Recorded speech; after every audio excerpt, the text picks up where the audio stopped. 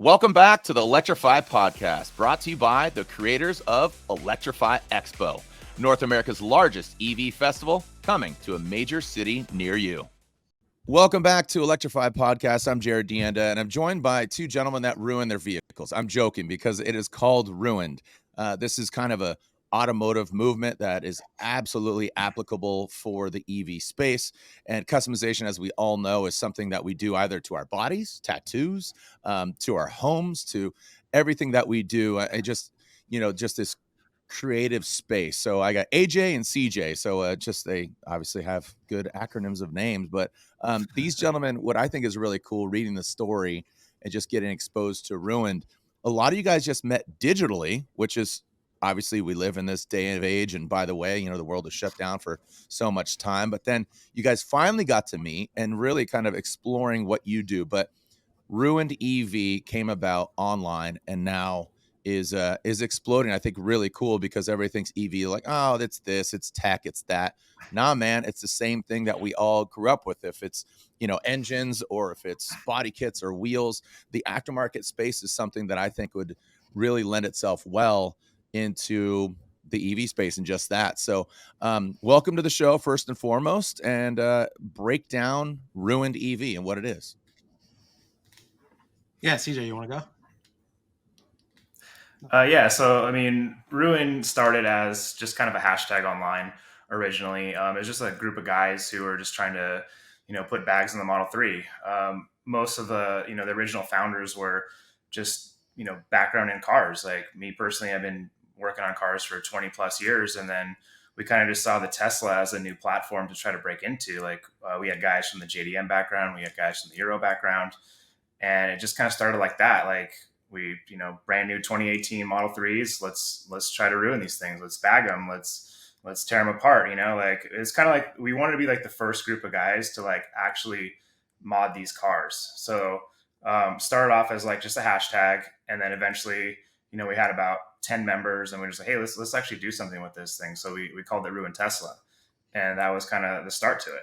And it just kind of just blew up from there over time. Like this was back in 2019. So we've come a really long way from there. Now we have about 60 something members, 40 of them are active.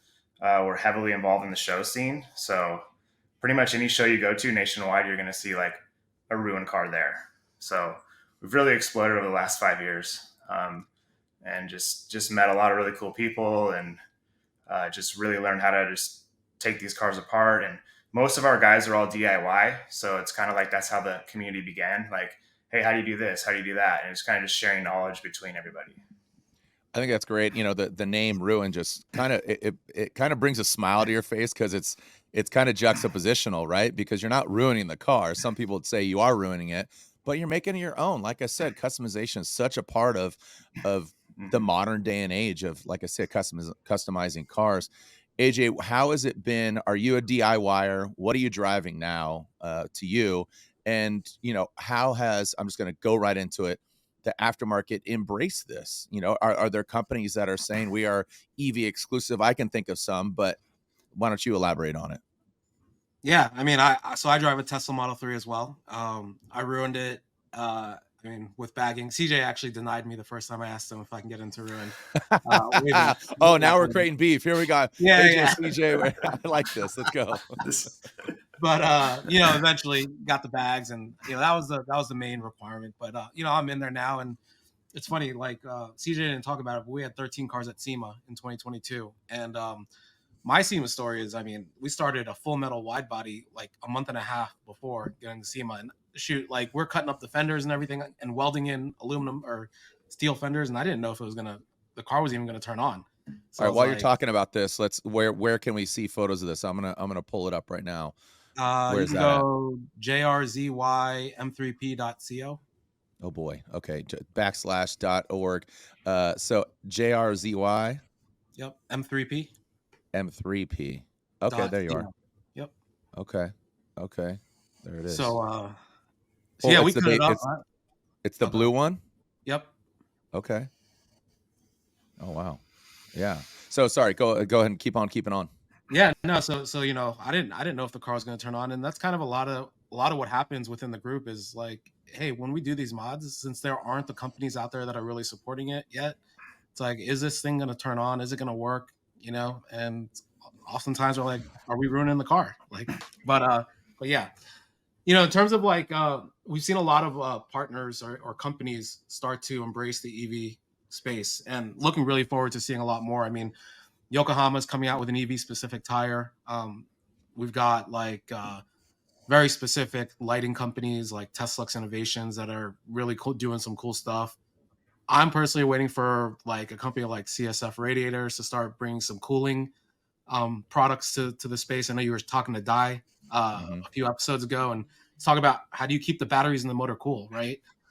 And so there's like kind of a shift in thinking. You know, people don't think you can really mod EVs from a performance perspective, but I think you just have to think about like what does performance mean in an EV, and doing things like the cooling, right? And um, I mean, shoot, after going to Electrify Expo and meeting like EV swap guys, I'm like, can I put a Plaid S motor and battery into my Tesla Model 3? Like that would be equivalent to like an engine swap, right? Yeah. But then you have like AEM coming out with a lot of stuff for like the electrical management stuff. So it's coming along, and I think it's gonna get there eventually. I mean, it's there. I mean, looking at that car, your car, I like it. You know, I mean, looking at your homies on Ruin and stuff, but specifically yours, like you said, working with Yokohama. How has Yokohama? How would that be proprietary for those that don't know? And this is I'm coming into this as basically educating people and not making them scared of EV, right? So we're kind of making this a little more digestible where it seems familiar, like, oh, this dope, nice, you know, is that like the M3 blue? Is that what it is? Kind of jelly bean Porsche M3 Yeah, blue? it's Porsche Mexico Blue. Yeah. There it is. Okay. So it's a dope aspiring color. So here you are making digestible. How would a tire such as Yokohama developing be EV specific? Yeah, I mean, I don't know too much about what they're going on, but if I think about like kind of what the general EV owners want, right, is they want tires that are quiet because there's no engine noise. So keeping the cabin quiet, you know, EV owners sometimes complain about wind noise, but the wind noise is apparent because there's no other sounds coming out, right? So I imagine, you know, it's all around quiet and kind of just rolling efficiency, I guess, to get the most range out of it. Me personally, I run Neovas, the 8009, so it's the sticky tires. But for me, I'm performance versus like an EV wheel might be more for kind of the EV range and quietness. That's my guess. Yeah, and your you know, your flares, your kit is very subtle. It's nothing crazy over the top box flares. It's kind of a hat tip to the lines of the vehicle. And you guys are Tesla specific in the Ruined EV group? No, CJ?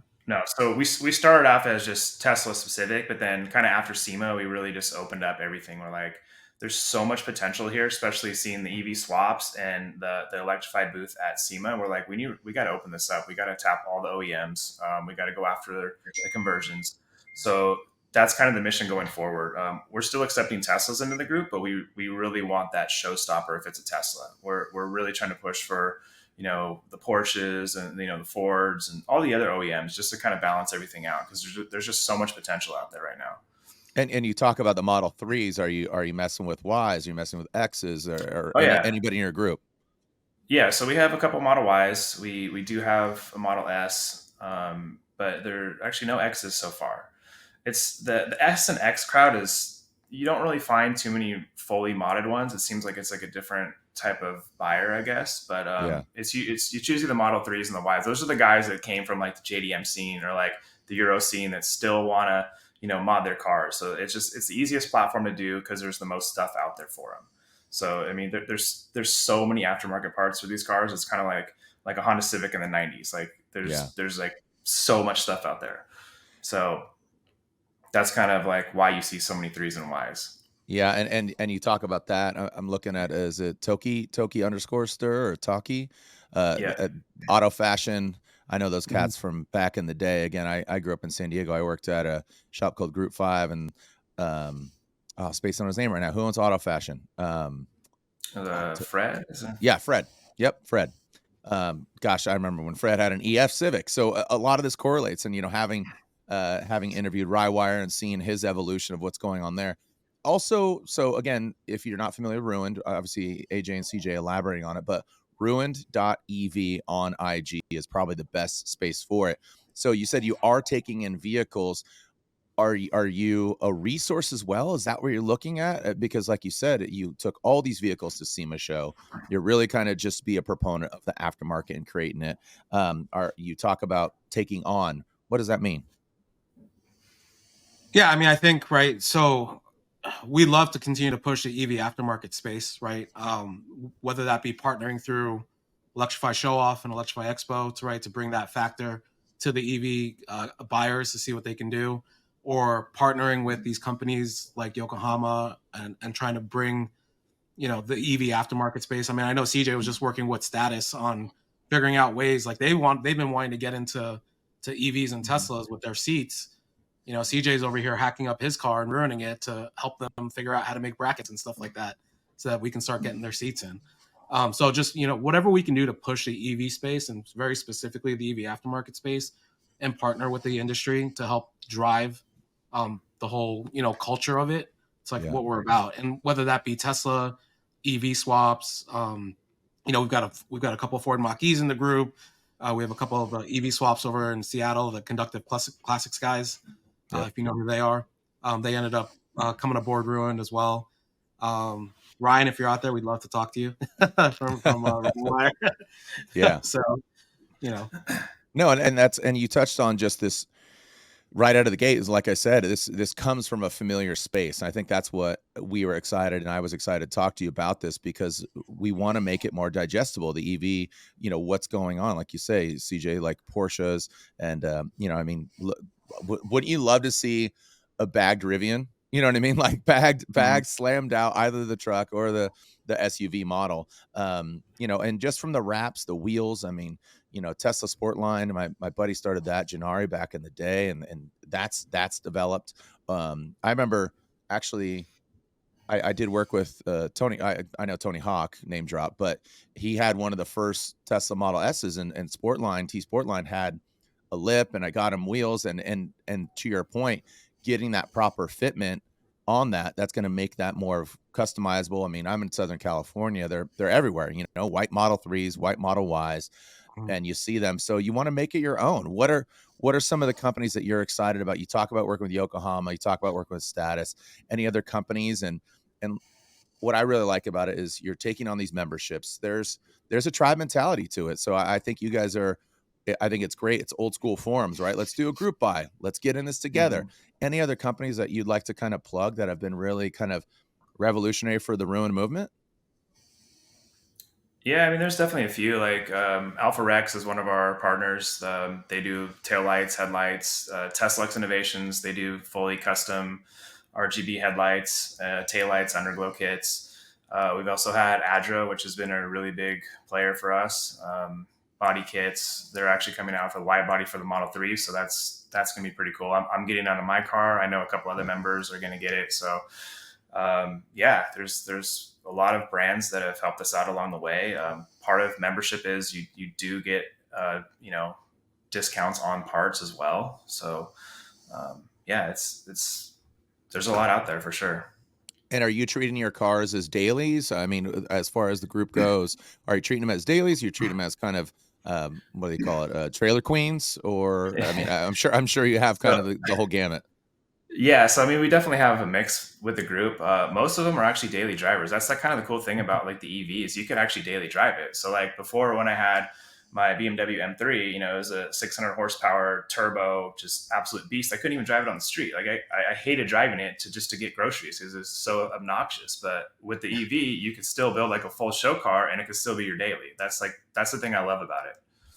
Yeah, the hot rodding of it. CJ or AJ, excuse me, did you listen to Rywire's thing and talk about, I mean, the swaps and what's going on there? Would you take let's call it an ICE vehicle now turned EV into the ruined world? Are you hot to trot on that?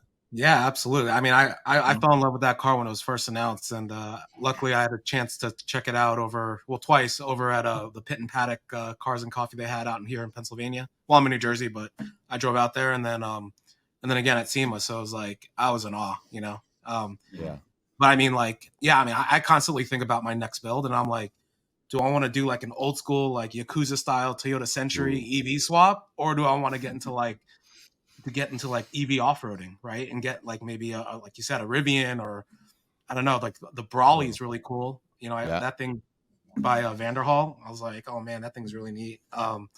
Or an F-150 Lightning. I had a chance to test drive that at Expo, and I was like, I love this thing. So, you know, there's so many different ways where the EV market can go, the aftermarket space, and then specifically ruined, and we're all about it.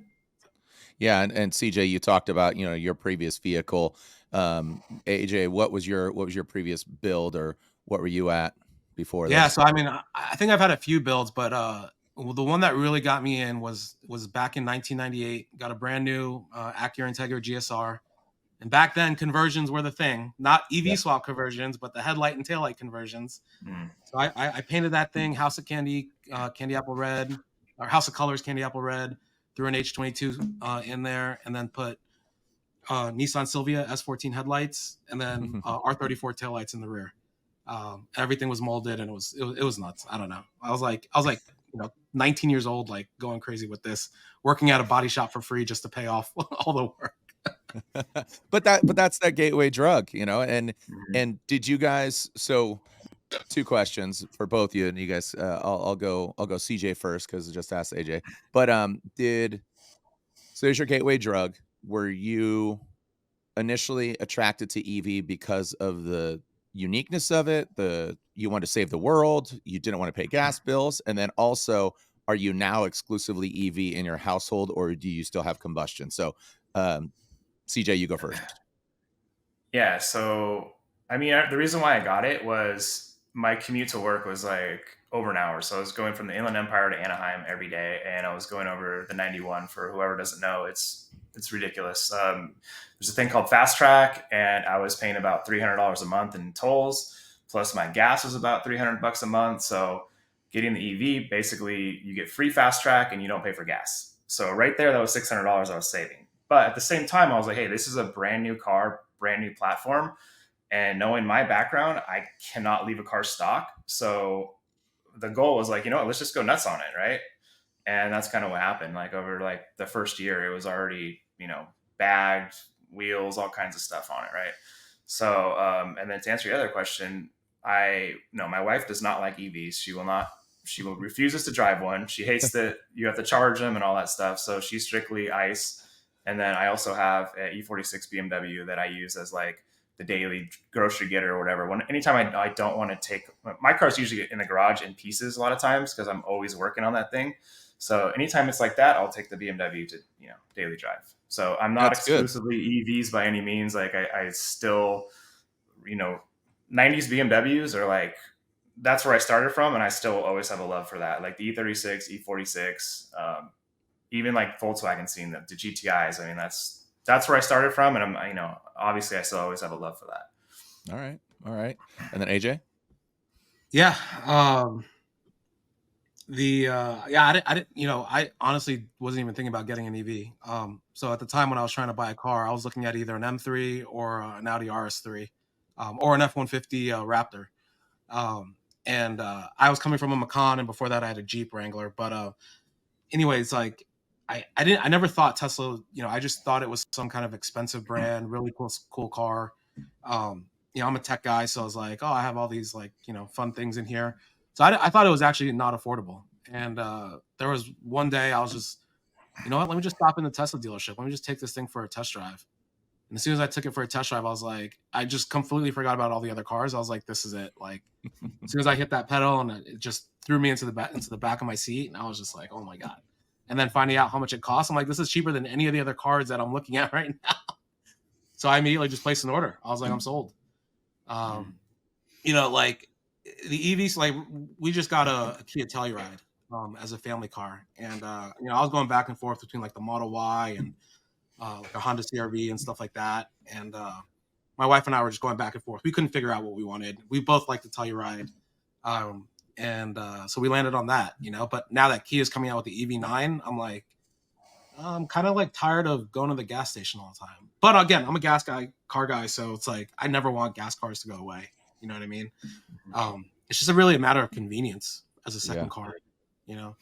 But yeah, well, Yeah, I think we're on that, we're right on that tipping point, right? Just where our age is at. We know, I'll be 45 this year, and I grew up being a Honda nerd. I love that stuff. Grew up street racing in San Diego, and I think that's kind of what we're touching on here is just this emotion of, four cylinders, big V8s, or obviously mhm, European for kind of both you guys as well. We're taking and adopting that technology, and I think applying it to ice. I think that's where this is really going to take off, and taking that emotion. And that's what I think you guys are really tapping into and saying like, look, just because, nerd and geek aren't such a slanderous word anymore. It's more of a hat tip to saying like, hey, I know a lot about this particular thing. And it could be video games to, graphic novels to cars. So mhm, being a nerd or a geek isn't a bad thing, right? Like it's kind of, it's not self-deprecating, or it's not a bad word. I think if, as you say, a tech guy, that is more of a kinder word than being a nerd or a geek. But we're car nerds, right? We're car nerds, and that's why we're applying what we knew previously to this. It's just like music, right? We're taking this and we're making it our own. So I mhm. think you guys are like on the right direction. I love this, the community, the tribal aspect, and Electrify Show Off. Elaborate on that too. What Chin is doing over there, and even from he's got a shoe show off, man. Show me the heat on the feet, not only on your whip, but also on your feet, right? So I think the Electrify Show Off, if you don't know, it's what you got. And I see a flex back there. I see a few different lightning bolt trophies showing off. But tell us about Electrify Show Off and how that experience is. Yeah, we got connected with Neil through Randy back probably in January, and Neil obviously being having the history that he's had, someone that we knew of, right, and it was just exciting to connect with him. And when we talked, it was like we had the same goals, right? We're trying to bring this EV aftermarket forward, and it's like such a perfect relationship, right? He's providing the platform for us to be able to do that, whether there be 10 cars at Electrify Show Off or there's 100 cars at Electrify Show Off, right? Connecting the builders with the companies that are supporting it has been tremendous. And we do tons of car shows again all over the country. It's a completely different vibe, right? Like people there, you're networking. It's an industry show, right? You're Mhm. networking, you're meeting people, and you're meeting other builders and stuff like that, and you're having a good time. Versus kind of going to another car show and everyone's just kind of like giving you a hard stare about your car or whatever. No one's really talking to each other unless you know them. But then even more with the EV space, like you bring a Tesla to a car show. Back when I started doing the car shows with the Tesla in 2020, everyone's like, "Oh, you could do this to a Tesla. This is so cool." Where now it's turned into like, "Oh, Teslas are here, right?" or whatever. So it's like it's been a safe space, really cool space, and it's been awesome. And it's been an awesome time, like meeting everybody that's been involved with it. And yeah, like you said, they're bringing the culture at the New York event. Not only were there sneakers, there was a barber, right, that was giving free Mhm. haircut. There's Tattoos. a Let's go. tattoo artist. Yep. Um, these guys got me to buy this is my favorite car here, the old Skyline, and the What do you got? RC. Pull it up. Pull it up to the screen. Can't see Uh, it for those that can't see it. Obviously, if it's a podcast, but some people are watching yeah. it. Okay. The Yeah, a little Hakkasan. Yeah, that thing's sick. it's my favorite, one of Tokyo. my favorite cars, and they had it over at the RC booth over there, and I was like, "You guys got me, man. Here goes $400 down the drain." Hey, it's a lot cheaper than a real one, so we got Yeah, that going that's for true. us. Yeah, That's I true. just came back from World Time Attack Challenge in Sydney, and a couple things. There was Larry Chen just shot it. It's one of those Skylines on bags. Mhm. I don't know if you saw it. Larry just dropped that on his feed. Check out Larry's Oh, I Instagram. gotta put that out. Yeah, check that out. Also, the Ioniq 5. Like, I don't know if you've seen the Ioniq 5N, but I had the pleasure of announcing drifting at World Time Attack Challenge. That's what I do. I announce Formula Drift, but I travel the world talking smack. And Hyundai was there, and they had their whole N lineup. And notably, they had Keiichi Tsuchiya, which his name is Drift King, and they debuted this vehicle at Goodwood Festival Speed, but brought it to Sydney, Australia. It's the Ioniq 5 Hyundai N, and it's their first high-performance, mass-produced EV vehicle. And their Hmm. intention with this is to really harness so again, just talking about customization, elaborating, name dropping, just what's top of mind for me as well. and similar to the Mach E 1400, putting it into drift mode and all these different things. I like this, and I'm reading kind of some of their press stuff, but this is their three. They want to harness the three pillars of the N, and the N is basically Hyundai's performance line, such as an M or an AMG with their respective BMW, Mercedes. And the spirit of the three pillars of the N are corner rascal, which sounds like a tattoo and sounds like just a spirit animal, right? Racetrack capability and everyday sports car. So, I mean, that's kind of harnessing what Ruined EV is about. You know, if it is performance, if it is aesthetic, and it's talking about just making it capable, making it fun for drivers to experience. Also, innovative features like N E-Shift, also N Active Sound. You talk about, you know, some of these EVs, people are like, oh, I don't know, it's just a weird sensation driving without that. I don't know if you guys know this fun fact. Vaughn Gittin Jr., if you listen to his podcast, he had T-Pain produce the audio, both when it's driving and also in reverse. It has this pulsing kind of sound. It's a heartbeat mixed with this and drive. So I don't know if you guys knew that, but also speaking to the performance, and again, kind of just elaborating here, they actually optimize your lap time experience by using maps with built-in tracking and timing. So here's all this technology, exactly what you guys are talking about. Hyundai, who is a company that's really progressed and really harnessed it. You see that Ioniq, it looks unique. It looks like anything you haven't seen before. So from just as you were saying, CJ, just, you know, commuting and just trying to save money and save time, boom, there you are. And AJ, you're talking about here, I had this fully customized Integra, and I knew that growing up with that. So here's a manufacturer hitting it right on the nose. It's already ruined out of the gate. And no offense to Hyundai, but I'm using your guys' verbiage here. I think that's right. I mean, how and Keiichi Tsuchiya, he's out there drifting this thing at Sydney Motorsport Park. How cool is that? Yeah, I've never heard of awesome. this car. This sounds awesome. Yeah, it's only the second time it's ran. The first time was at Goodwood Festival of Speed, and Yeah. you know, and I remember when I was at Goodwood and they launched the autonomous car. Vaughn Gittin Jr. was in a location, and then the car was being driven on another facility. So here's another technology that obviously, you know, just again, not being scared by it, but being excited about it, right? Mm-hmm. It's funny because you know, you talked a little about the Mach-E 1400. I had a chance to ride in that and with Colette, and it was like, holy cow! It's like, to your point earlier, like how are we like modifying these cars? A lot of people don't think about the power that you can put in them. Here's a prime example of an EV that's been heavily modified with power, right? And performance mods. Absolutely insane. And when I tell my family about it, they're like, "What? You can do that?" But yeah, I mean, this Hyundai, I gotta take a look at it. I mean, it sounds awesome. Yeah, I'm sure there's videos online already, and I know they actually posted them up. If you go to World Time Attack Challenge, WTAC, it's going to pop up. But I love that they brought out, you know, Keiichi Tsuchiya, who's obviously a massive icon. But World Time Attack Challenge on IG, yeah, the Hyundai N right there, so you could see it. Boom. So that's it. You know, so really cool. And like I said, I love that other manufacturers are getting into this, you know, and you look at what BC Moto is doing, you know, with Porsche's and his advancement, working with Rywire. I think you guys are doing a really good job about creating a community. Would you say so? Yeah. I mean, it's way beyond ruined, right? I mean, there's a whole community out there, right? You know, hopefully we can just be leaders and continue to inspire and influence, you know, all those that are looking to build EVs. But you know, there's a whole bunch of us out there, and kudos to everyone for really pushing things forward and kind of making this all happen. Mm-hmm. Yeah, and I was out Formula Drift, New Jersey, and I saw it was a Chameleon. It was a Chameleon Model 3. It was kitted out. I don't know. Do you know that? Do you know whose car that was? Was that the Adam LZ event? No, it was Formula Drift. Oh, Formula Drift. Sorry.